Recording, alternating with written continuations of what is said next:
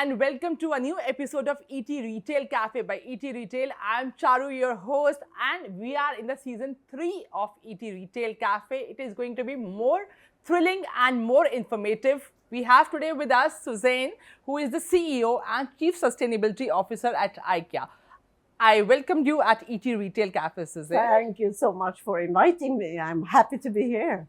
Susanne, before we delve into your journey, let's start from how your childhood has been, your fond memories, where did you grow up, were you part of a big family, small family, lots of things people want to know. Can we start with that, if you Yes, we can start with that. No, I have a special background, as everyone has, but I am born in Sweden, but my father came from Austria, from a mountain village, a big family. And in the 50s, he traveled all the way up to Sweden to do some apprentice work.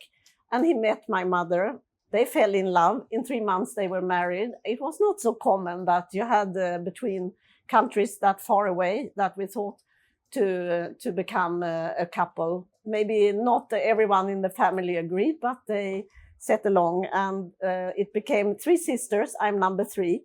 And I later got a younger brother. So we were 6 in the family and raised with 2 cultures, you can say. This Austrian mountain family culture and my Swedish roots, which is maybe where I really feel myself most at home.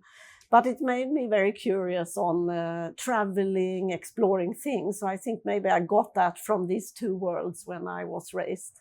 So what did you study? I mean, was retail always your focus? Like, what was your area of interest when you were growing up? Yeah. So as I was number 3 of the 3 sisters, and I also had a younger brother to compete with, I always tried to be a very good girl. So I studied hard and I wanted to show my father, look at me, what I can do. So I studied a lot and I went out from college with good grades. But when I turned then to my 18, I had a lot of unrest in me. So I said, I want to study, but I want something fairly fast. So I studied to physiotherapist. I started to work in the hospitals and I love working with people. I learned a lot about health and well-being. And after some years, I still felt this is not satisfying for me. I need something, if I should work the rest of my work life with something, it needs to be something more. And then I went into business, studied business management. So my career has been a bit first in one direction and then turning into another direction. But it's fine. You bring something with you from whatever you experience in life. True. How did retail happen to you then? Yeah, so then I studied, I got my family during this year. I have 3 sons and studied in parallel because I was in my 30s. And when I was ready, I got a job in a publishing house. This is in the beginning of the 90s. So economy was fairly down a couple of years, some I remember, and it was really in a recession.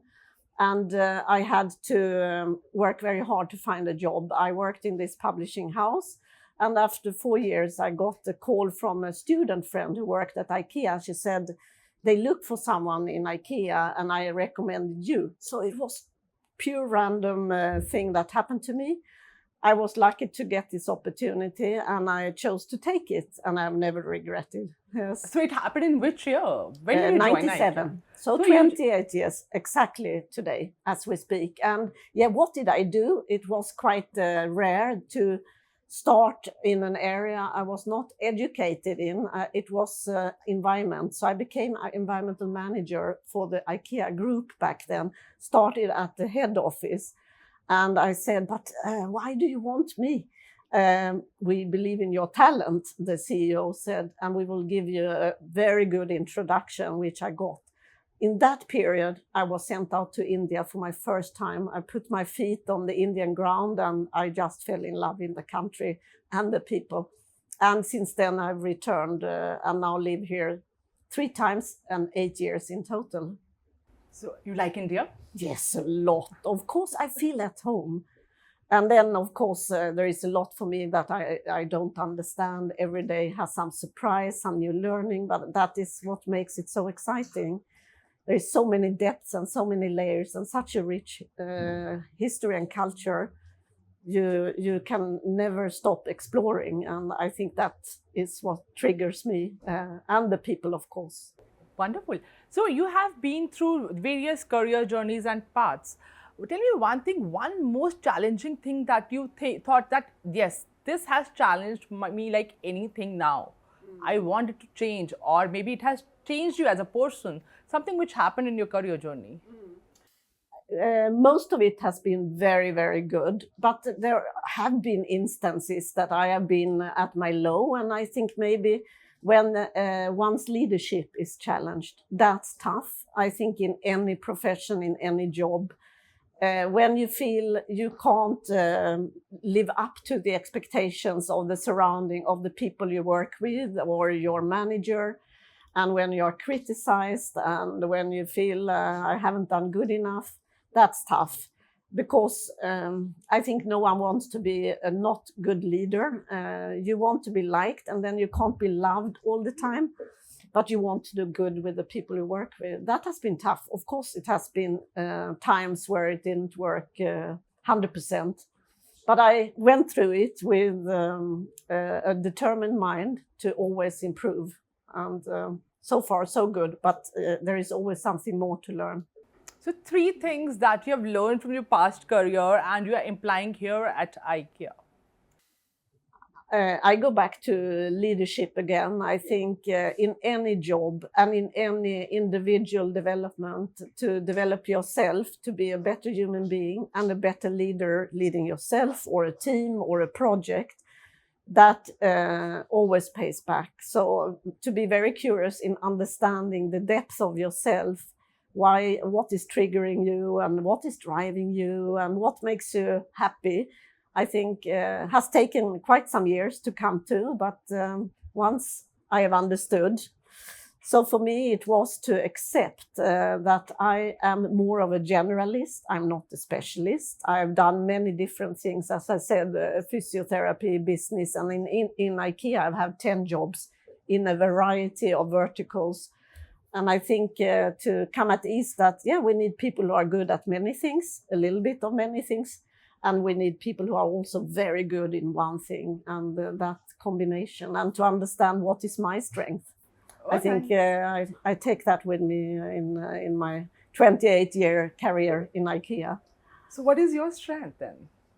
I think one is I'm quite balanced as a person. So I have an interest in people, as I explained in the beginning, but I'm also very result driven. So that means quite good for business. And that combination and the human touch maybe that I think I have, and the interest of understanding other people is a strength. And maybe one more is to see holistic. So I can see patterns and a little bit how things are connected. That helps to see totality of things, and that can help when you lead a business or when you lead a project. That's really nice, Susanne.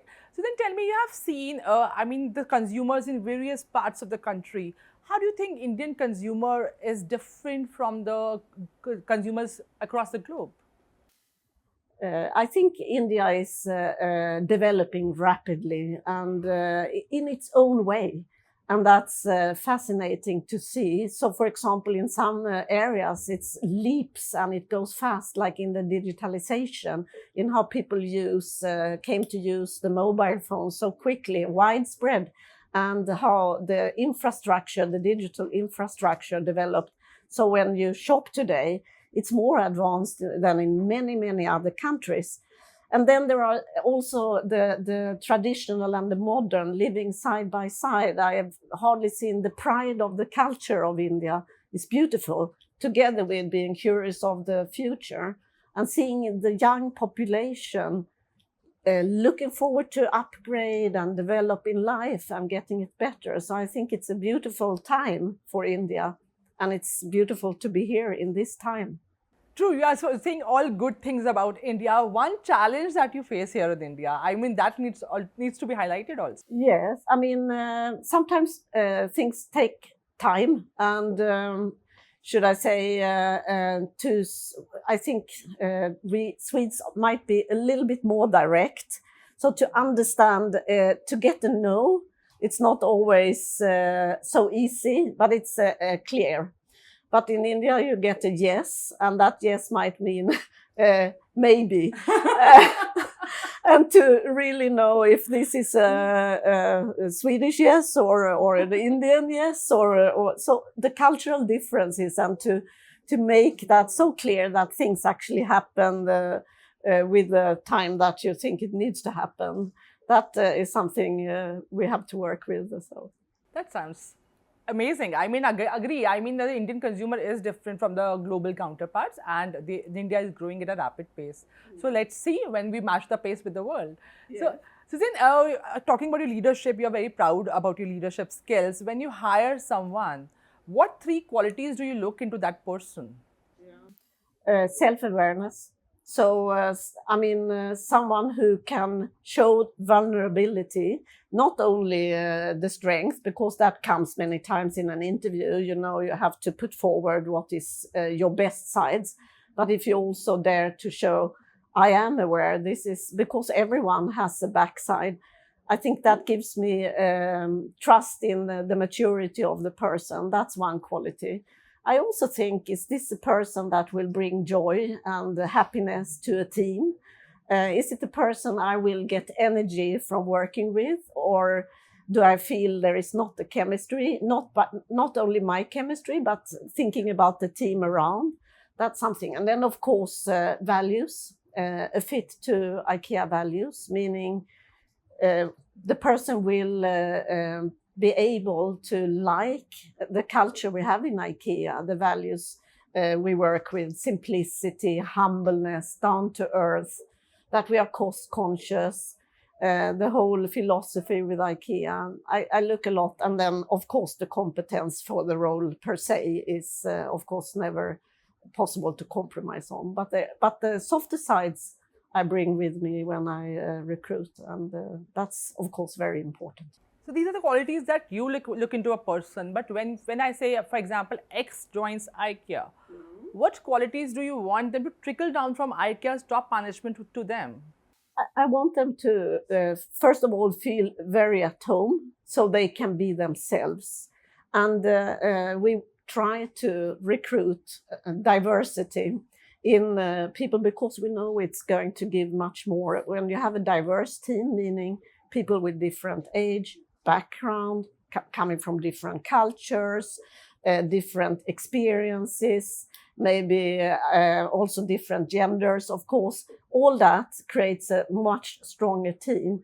So I really want people to feel at home so they can be themselves and relax and really bring all their capacity. So you are employed as a selling manager, let's say, but you know a lot about marketing, and you know a lot about leadership and people. Then I want you to contribute with your full capacity. So we work very much as teams in various ways throughout the organization.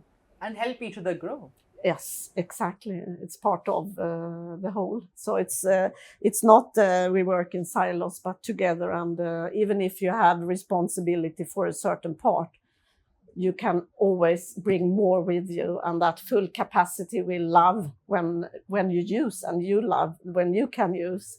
That's how I think. Yeah, right, Susanne. Susanne, so my next question to you is, when we talk about IKEA's growth here in India, how do you see IKEA growing as compared to global counterparts? I mean, in the neighboring countries, in Asia specifically, how do you gauge its growth, and what future do you see for IKEA here in India? I think India is one of the newer markets. So of course, different countries have their growth path, but I think India is such a big market. We have just started, and I think we look more at what is so unique with India and how can we grow here to be relevant to the many, and make this a success story for India and for IKEA, rather than looking at, of course, sometimes we take learnings for how did they do in Thailand when they set up IKEA, and they have more years with IKEA than India.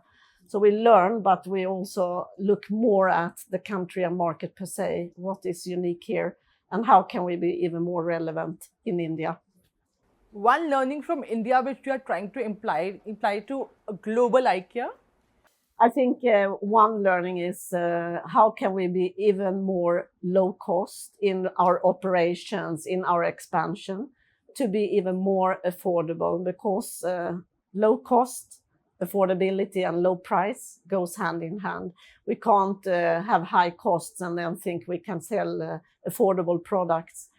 And we know it's price sensitive in India, and we hope that we will learn ways of doing this in a better, more optimized way that we can take advantage of in other markets. And I know our global teams are looking at us for this as well. So have two roles at IKEA, CEO and Chief Sustainability Officer. Which is more closer to your heart and why? I mean, my first job was sustainability. So, of course, I have a passion, and I think it's a role where you need some specialist competence, but you need to make it work and integrate in everything we do. And I think we have taken many, many steps. So I see them kind of integrated. And what is lovely with the CEO role is that I work with a totality, which is one of my strengths. You have all the full scope of business and people, and working together with a team, a fantastic team of mostly Indians, a few that have come from other IKEA countries. But I enjoy it very much. I hope you continue enjoying here in India, and thank you so much for this introduction today. But before we wrap it up, I want to have a rapid fire with you. I'll share the questions with you rapidly and you have to answer them rapidly.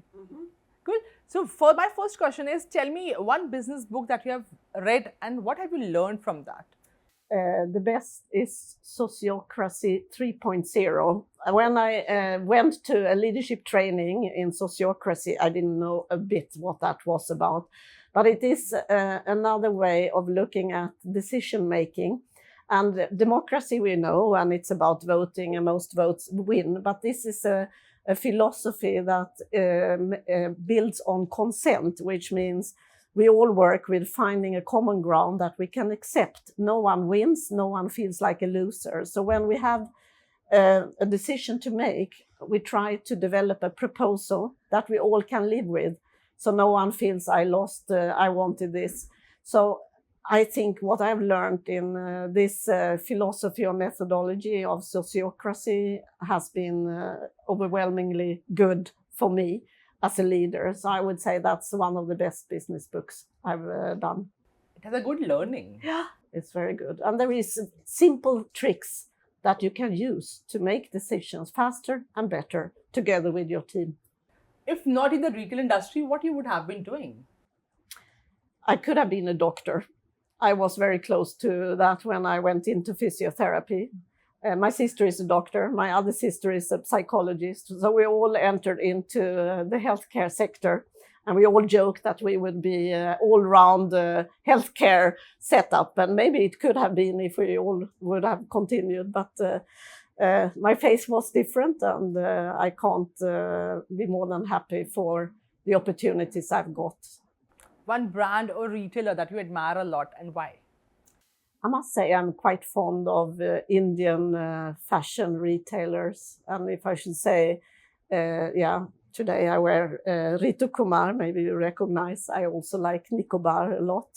I think it's fantastic how the colors and the patterns of India are blending into different fashion and different designs, and I just love to wear it.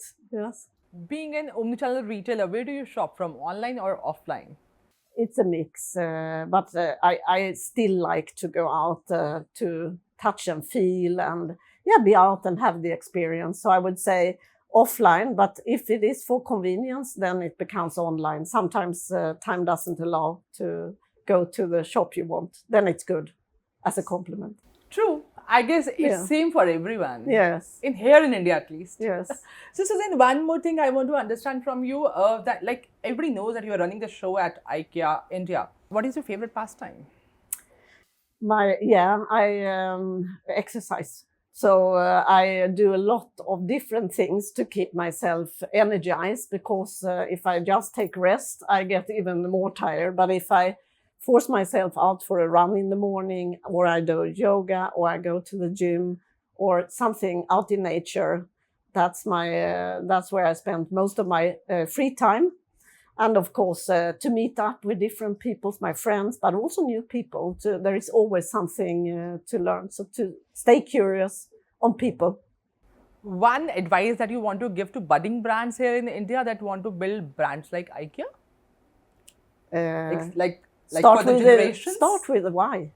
What is the vision? Why should you exist? If it is to sell a product, maybe it's not going to last long. But if there is a deeper meaning, that you really believe that this is going to be good, not only for the company, but for the people you will serve, or the people you will partner with, start there. And then I think the business can build from that. That's what the founder of IKEA did once long back, when he said the vision is to create a better everyday life for the many people. Thank you so much. It was a pleasure having you today at the show. If you like the show, please share it on your social media channels. And we'll be back again next week with a new retailer and a new story. Till then, bye-bye.